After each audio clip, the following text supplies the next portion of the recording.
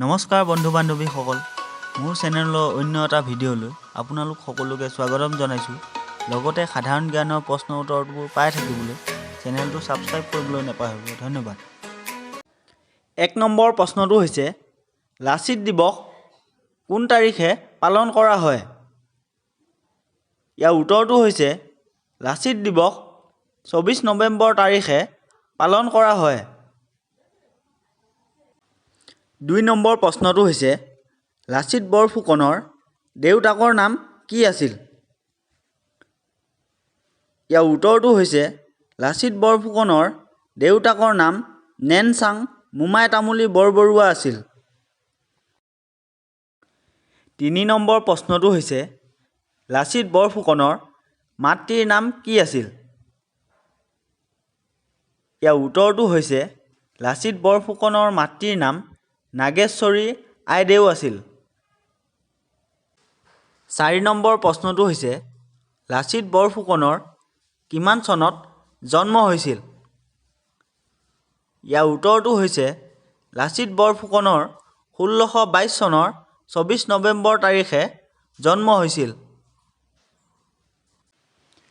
৫ number প্ৰশ্নটো হৈছে, দেশতকৈ মোমাই ডাঙৰ নহয় এই কথাষাৰ কোনে কৈছিল? ইয়াৰ উত্তৰটো হৈছে দেশতকৈ মোমাই ডাঙৰ নহয় এই কথাষাৰ মহাবীৰ লাচিত বৰফুকনে কৈছিল। ৬ নম্বৰ প্ৰশ্নটো হৈছে, লাচিত বৰফুকন কোন আহোম স্বৰ্গদেউৰ সেনাপতি আছিল? ইয়াৰ উত্তৰটো হৈছে লাচিত বৰফুকন স্বৰ্গদেউ চক্ৰধ্বজ সিংহৰ সেনাপতি আছিল। ৭ নম্বৰ প্ৰশ্নটো হৈছে, লাচিত বৰফুকনৰ ভনীয়েকৰ নাম কি আছিল? ইয়াৰ উত্তৰটো হৈছে লাচিত বৰফুকনৰ ভনীয়েকৰ নাম লাইচেং আছিল। ৮ নম্বৰ প্ৰশ্নটো হৈছে, লাচিত বৰফুকন পিতৃ মাতৃৰ কিমান নম্বৰ সন্তান আছিল? ইয়াৰ উত্তৰটো হৈছে লাচিত বৰফুকন তেওঁৰ পিতৃ মাতৃৰ ৭ম সন্তান আছিল। ৯ নম্বৰ প্ৰশ্নটো হৈছে, শৰাইঘাটৰ যুদ্ধ কিমান চনত হৈছিল? ইয়াৰ উত্তৰটো হৈছে শৰাইঘাটৰ যুদ্ধ ১৬৭১ চনত হৈছিল। ১০ নম্বৰ প্ৰশ্নটো হৈছে, শৰাইঘাটৰ যুদ্ধত কোনে জয়লাভ কৰিছিল? ইয়াৰ উত্তৰটো হৈছে শৰাইঘাটৰ যুদ্ধত আহোমসকলে জয়লাভ কৰিছিল। ১১ নম্বৰ প্ৰশ্নটো হৈছে, শৰাইঘাটৰ যুদ্ধ কাৰ কাৰ মাজত হৈছিল? ইয়াৰ উত্তৰটো হৈছে শৰাইঘাটৰ যুদ্ধ আহোম আৰু মোগলসকলৰ মাজত হৈছিল। ১২ নম্বৰ প্ৰশ্নটো হৈছে, লাচিত বৰফুকনৰ মোমায়েকৰ নাম কি আছিল? ইয়াৰ উত্তৰটো হৈছে লাচিত বৰফুকনৰ মোমায়েকৰ নাম অমুশী বৰবৰুৱা আছিল।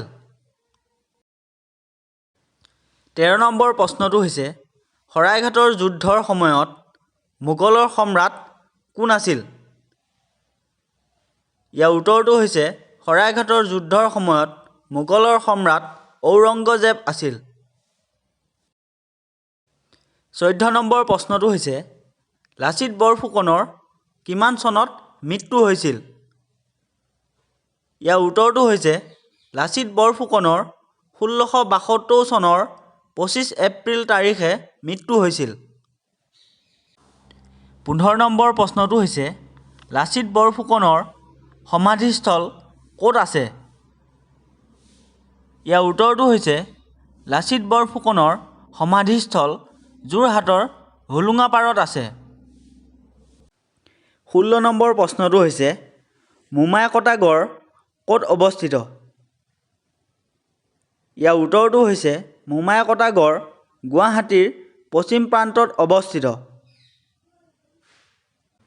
১৭ নম্বৰ প্ৰশ্নটো হৈছে, লাচিত ফুকন কবিতাটি কোনে ৰচনা কৰিছিল?